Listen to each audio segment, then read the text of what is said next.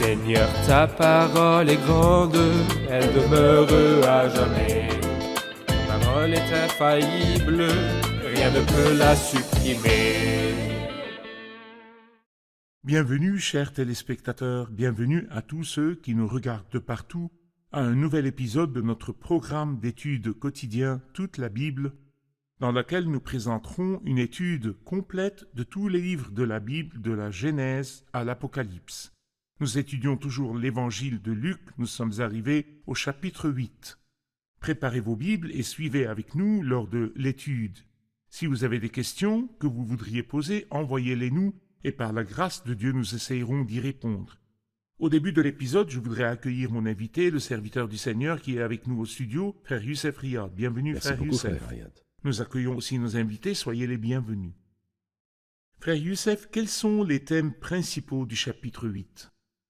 Eh bien, il y a 8 thèmes principaux dans le chapitre 8. Le premier est « Certaines femmes servent le Seigneur Jésus » et la deuxième idée est la parabole du semeur qui est la seule parabole mentionnée dans les évangiles synoptiques Matthieu, Marc et Luc. Ensuite, la parabole des lampes. Comme la parole de Dieu, elle donne du fruit et illumine. Et l'idée qui suit est faire la volonté de Dieu. Ensuite, Jésus a calmé la tempête quand il a traversé le lac. Et puis, Jésus sauve un homme qui était possédé par légion. Et la dernière idée, dans 2 événements qui sont dans une même histoire, il a ressuscité la fille de Jaïrus et a guéri la femme qui était hémorragique. Et nous pouvons dire que ce sont 2 miracles qui étaient conjoints. Merci, laissez-moi lire quelques versets, ensuite je reviendrai à vous avec une question.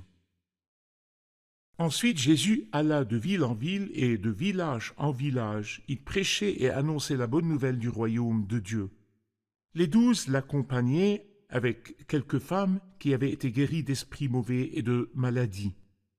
Marie, dite de Magdala, dont étaient sortis 7 démons, Jeanne, femme de Chuza, l'intendant d'Hérode, Suzanne et beaucoup d'autres qui le servaient en l'assistant de leurs biens. Des femmes qui suivaient Christ Oui. et le servaient. Que voyons-nous concernant le fait de suivre Christ dans ce groupe qui n'a peut-être pas de valeur aux yeux de la société? Certaines cultures diminuent la valeur des femmes et du ministère des femmes.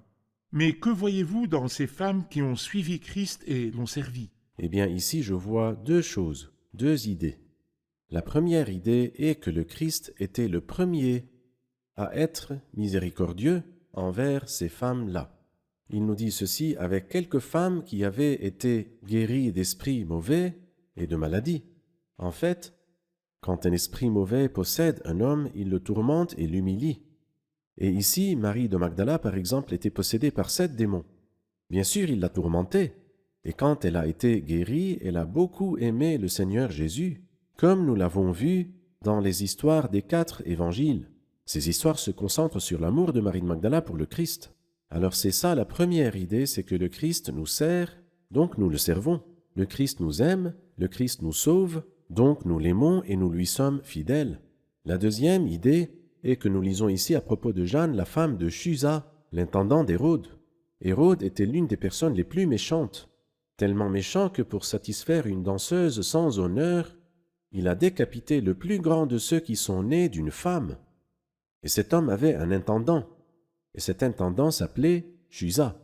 La femme de Chuza était l'une des disciples qui suivaient le Seigneur Jésus-Christ, ce qui montre que même si l'atmosphère du mal avait un impact, nous ne devons pas quand même considérer que le dernier mot va à l'atmosphère du mal. Pour Dieu, au milieu des cercles les plus méchants, il a des étoiles, des personnes qui témoignent. Il a des personnes pieuses dans les pires situations. Dans les jours d'Élie, le Seigneur a dit à Élie, « Mais je vais laisser 7000 hommes. » Alors, nous n'abandonnons pas et nous ne disons pas que nos jours sont mauvais, que nos jours sont difficiles et que le mal est partout dans nos jours, mais nous devons aimer le Seigneur et servir le Seigneur.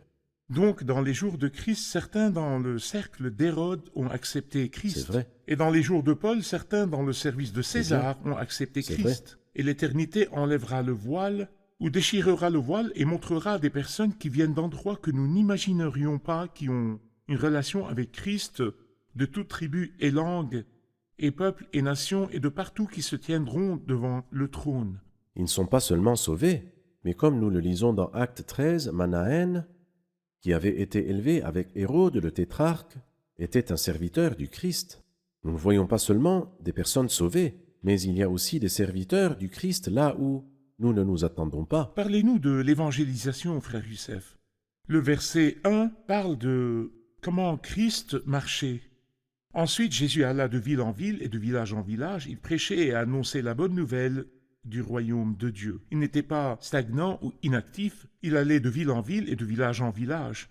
Il allait de lieu en lieu en faisant le bien et en guérissant tous ceux qui étaient sous la domination du diable. Comment cela nous encourage-t-il concernant l'évangélisation ces jours-ci? Eh bien, dans le but de clarifier encore plus ce verset, le verset 1, ce verset nous dit « Il allait de ville en ville et de village en village ».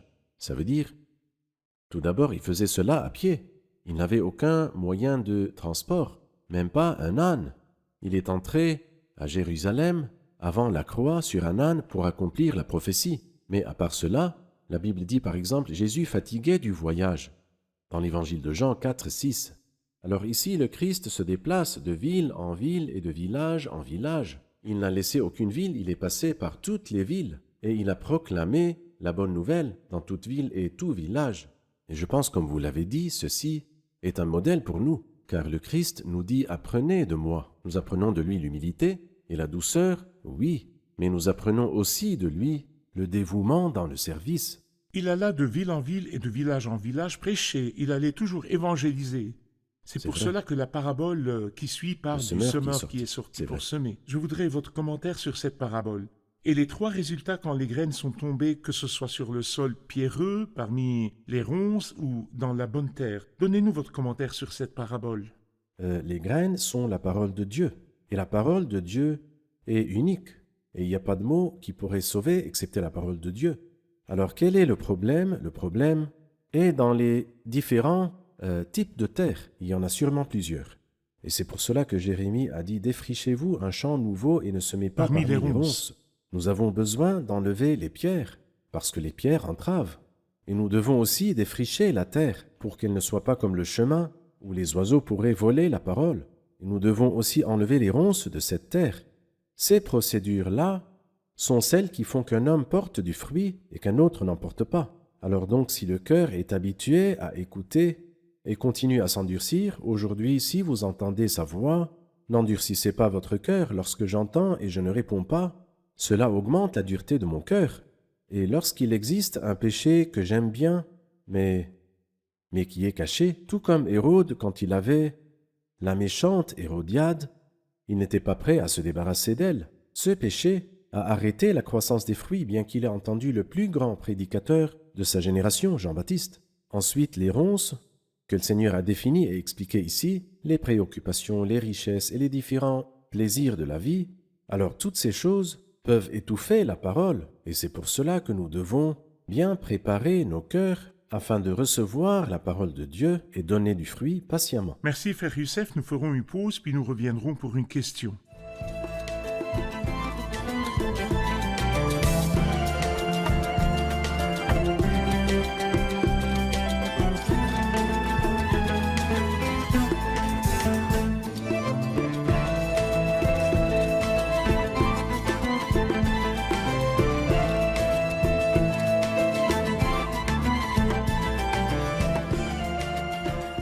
Personne n'allume une lampe pour la couvrir d'un vase ou la mettre sous un lit, mais il la met sur un support afin que ceux qui entrent voient la lumière.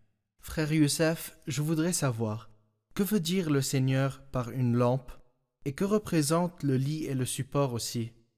À vous, frère Youssef. Eh bien, nous avons compris de l'introduction que la parole de Dieu porte du fruit et que la parole de Dieu illumine.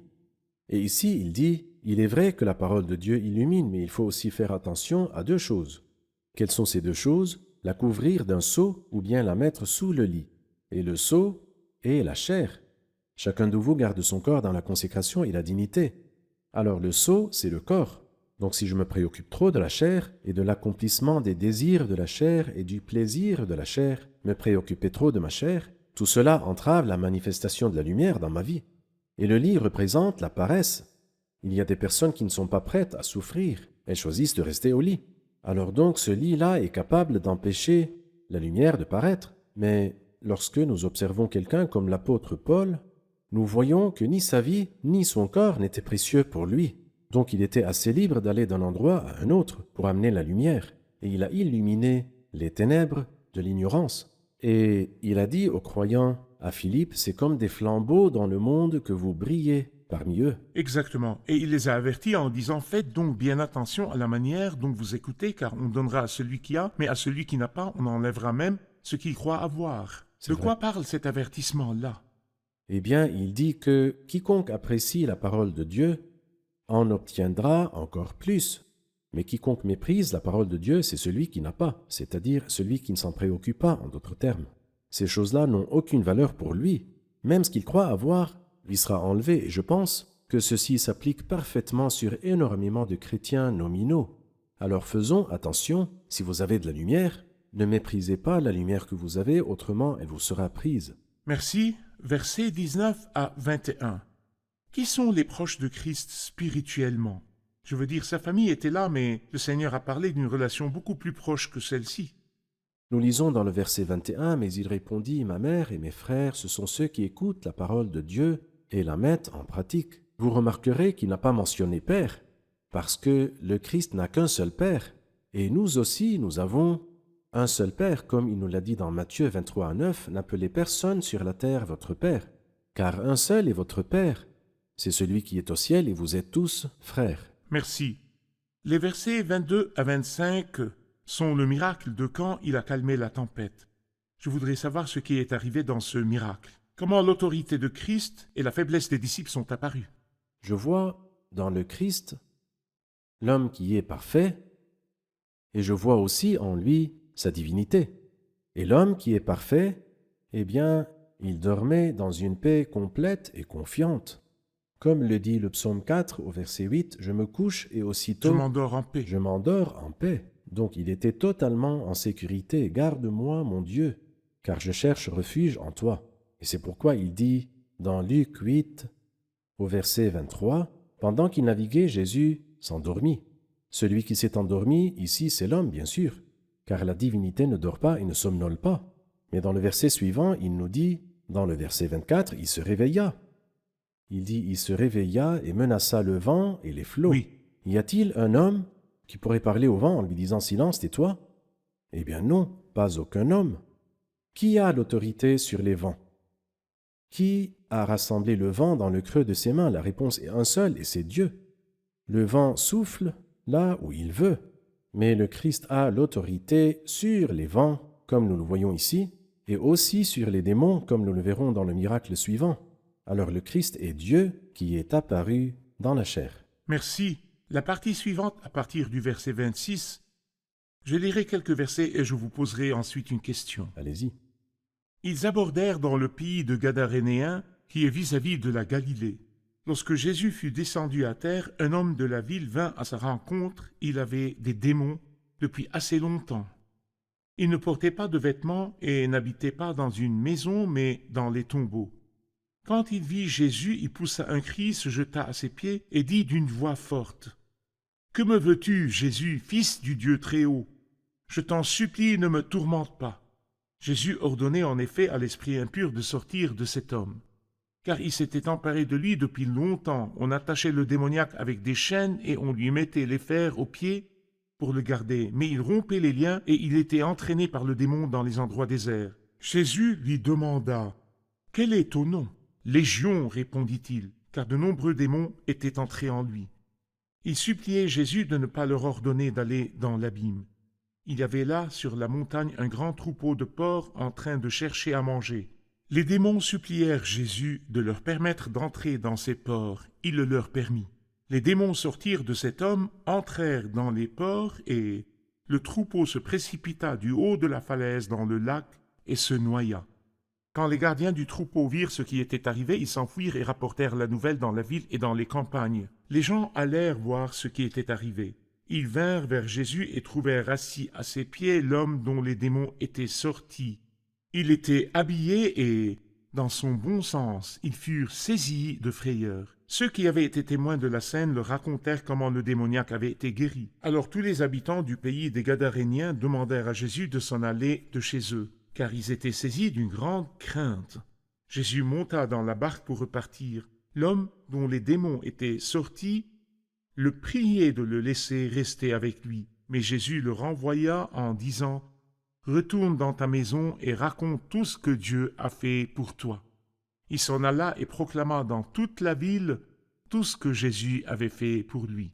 J'ai lu ces versets et je voulais les lire tous parce qu'ils nous montrent combien l'homme est corrompu et l'homme est perdu, et la dureté de l'homme et la cruauté de Satan et son avidité et sa férocité, mais le Fils de l'homme a eu de la compassion pour cet homme. Montrez-moi cette image dont je parle, frère Youssef. Eh bien, vous remarquerez que cet homme-là ne vivait pas dans une maison, ne portait pas d'habits, mais vivait parmi les tombes. Il était un homme qui vivait, oui, mais vivait avec le goût de la mort, c'est-à-dire une mort morale. Et le Christ arrive, et il alla de lieu en lieu en faisant le bien et en guérissant tous ceux qui étaient sous la domination du diable. Et c'est pour cela que le Christ a pris l'initiative et a ordonné aux démons de sortir immédiatement de cet homme qui était pauvre et tourmenté. Et les gens ont essayé de lier cet homme avec des chaînes et des fers, mais il brisait les chaînes et il brisait les fers. Mais le Christ avait une autre façon, différente des chaînes et des fers. Il avait la puissance de délivrer de cet humiliant oppresseur.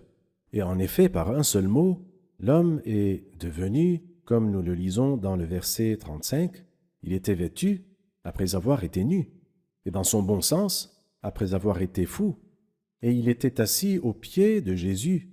Et c'est une expression qui distingue l'évangile de Luc, parce que nous lisons plusieurs fois, spécialement dans l'évangile de Luc, sur les pieds de Jésus. La femme pécheresse a lavé les pieds de Jésus avec ses larmes. Et cet homme ici était assis aux pieds de Jésus.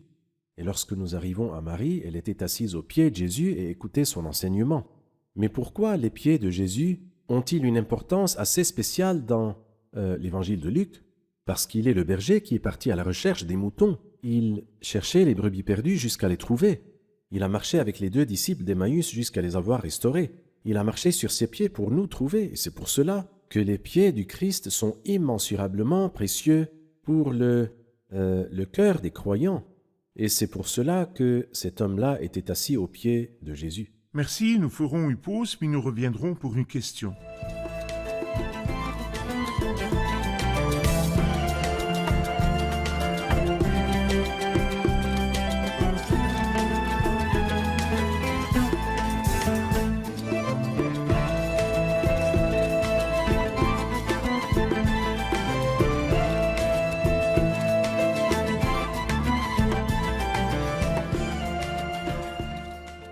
Nous pouvons lire au verset 42 parce qu'il avait une fille unique d'environ 12 ans.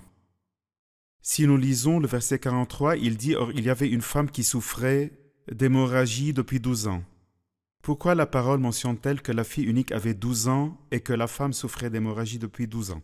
À vous, frère Youssef. Eh bien, je vois une grande différence entre ces 2 histoires-là.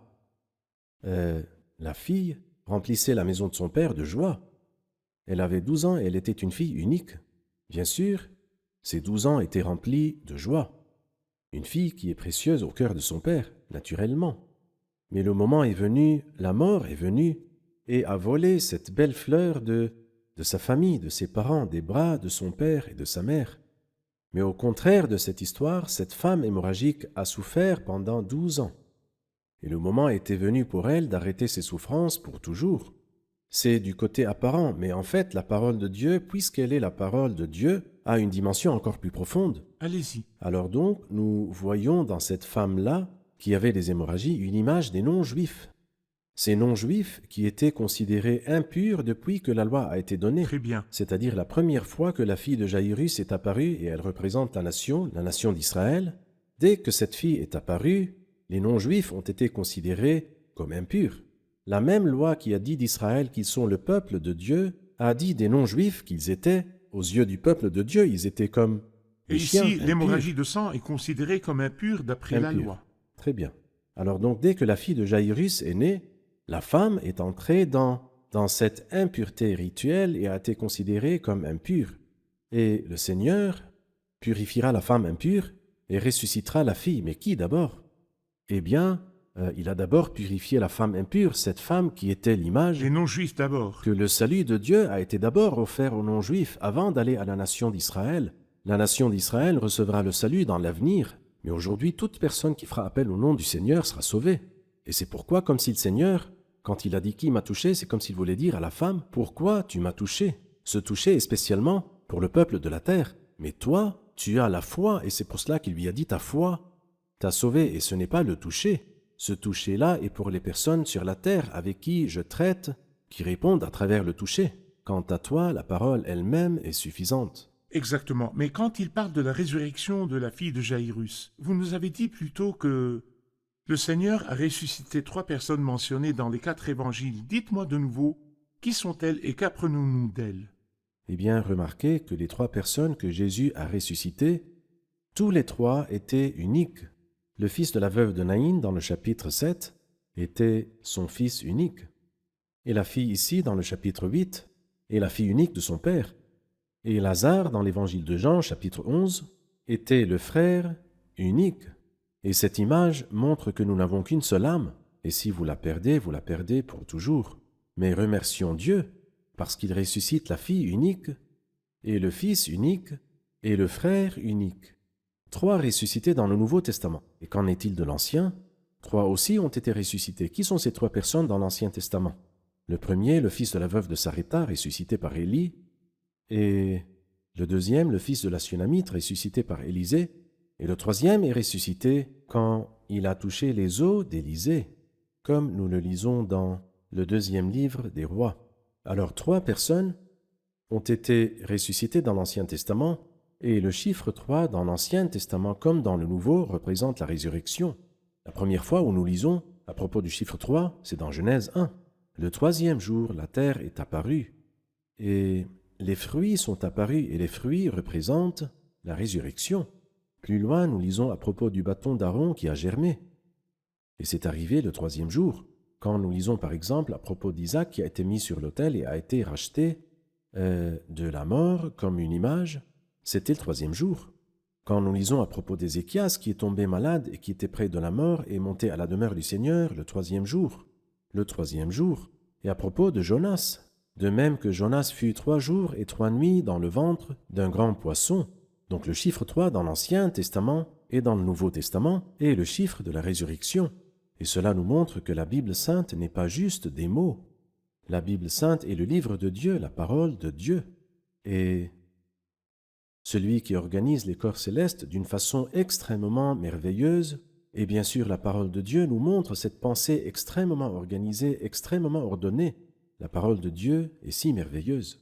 Nous apprenons de la parole de Dieu que cet état de mort représente l'état de mort spirituel. Oui. Et donc la résurrection pourrait être spirituelle. Si nous voudrions connaître l'image de la mort spirituelle dans la fille de Jaïrus qui est morte et n'était pas encore enterrée. Et cette même image qui est trouvée dans le cas du fils de la veuve qui a été porté hors de la maison et allait être enterré. Mais dans le cas de Lazare qui était mort 4 jours auparavant, il y avait une odeur. Ce sont 3 images différentes de la mort. De quoi nous parle-t-elle concernant la mort spirituelle? Eh bien, la mort spirituelle, c'est comme quelqu'un que la famille n'a pas chassé, mais qui est pécheur, qui est Il mort. s'accroche à lui. C'est-à-dire qu'il n'a pas montré la laideur. C'est comme si le père dit « Mon fils ne connaît pas encore le Seigneur ». Parfois, il peut arriver à un état où la famille ne peut plus le tolérer. Donc, il le pleure parce que sa présence devient intolérable. Et parfois, la personne arrive à l'état de décomposition. Seigneur, à ce moment-là, il aura une odeur. En vérité, qui a besoin de la puissance de Dieu pour être ressuscité? Les 3 ont besoin de la force de Dieu. Celui qui est pourri est dans une situation pitoyable. Mais qu'en est-il de celui qui est mort il y a 5 minutes? Est-ce plus facile? Non, car la mort, c'est la mort. Certaines personnes ont aussi appliqué ceci, frère Ayad, à autre chose. Ils disent quand le Seigneur revient, certaines personnes seront peut-être couchées au lit. Ils auront rendu l'âme juste avant, et le Seigneur revient, et la famille entière autour du lit pleurera. Et certains sont peut-être non-croyants, et ils verront que celui pour qui ils pleurent est ressuscité, il n'est plus là. Et ces personnes qui pleurent, sont ceux qui méritent les pleurs pour les siècles des siècles. C'est possible que certaines personnes aillent à un enterrement et marchent derrière un cercueil. Et tout d'un coup, le cercueil devient léger car celui qui était dedans est ressuscité et monté au ciel. Mais il y a des personnes, une infinité de personnes qui ont été enterrées et qui pourrissent. Et quand le Seigneur reviendra, qui de cela ressuscitera-t-il? Eh bien, les morts en Christ, tous, seront ressuscités d'abord. Ensuite, nous qui serons encore en vie, nous serons tous ensemble, enlevés avec eux sur les nuées, à la rencontre du Seigneur dans les airs. Et ainsi, nous serons toujours avec le Seigneur. Merci, frère Youssef, nous sommes arrivés à la fin de l'épisode. Que Dieu vous bénisse, révisons-le avec nos invités. Qu'avez-vous appris aujourd'hui? Nous avons appris de la parabole du semeur que le problème n'était pas dans les graines car elles représentent la parole de Dieu, mais le problème était dans les types de terre et la terre représente notre vie. Donc nous devons purifier nos vies par exemple des pierres et des ronces. Si j'avais eu l'injustice en vue dans mon cœur, le Seigneur ne m'aurait pas exaucé. Donc nous devons préparer nos vies pour recevoir la parole de Dieu et porter du fruit. Nous voyons la nature humaine de Christ quand il dormait dans le bateau, mais nous voyons sa divinité quand il s'est levé à ordonner les vents. Le mystère de la piété est grand. Dieu est apparu comme un homme. Nous avons vu que l'expression « au pied de Jésus » distingue l'évangile de Luc, qui nous parle de Christ, le berger, qui cherche ceux qui sont perdus jusqu'à les trouver. Merci, que Dieu vous bénisse. Merci, frère Que Youssef, Dieu que vous Dieu vous bénisse. Chers téléspectateurs, nous avons conclu l'épisode d'aujourd'hui en parlant de l'autorité de Christ dans la résurrection des morts, car il a ressuscité la fille de Jairus, et il a ressuscité le fils de la veuve de Naïn, et il a ressuscité Lazare qui pourrissait après 4 jours dans la tombe. Chers téléspectateurs, quelle que soit votre souffrance dans la mort spirituelle et la corruption morale, Christ a la puissance de vous ressusciter. Christ peut créer en vous une nouvelle personne.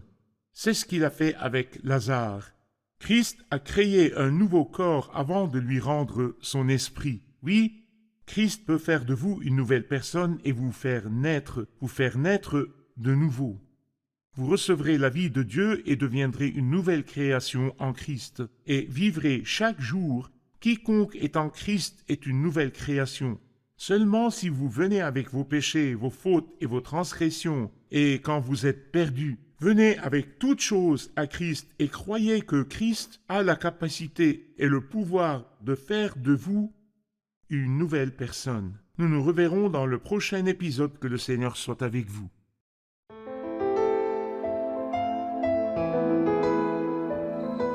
Seigneur, ta parole est grande, elle demeure à jamais. Ta parole est infaillible, rien ne peut la supprimer.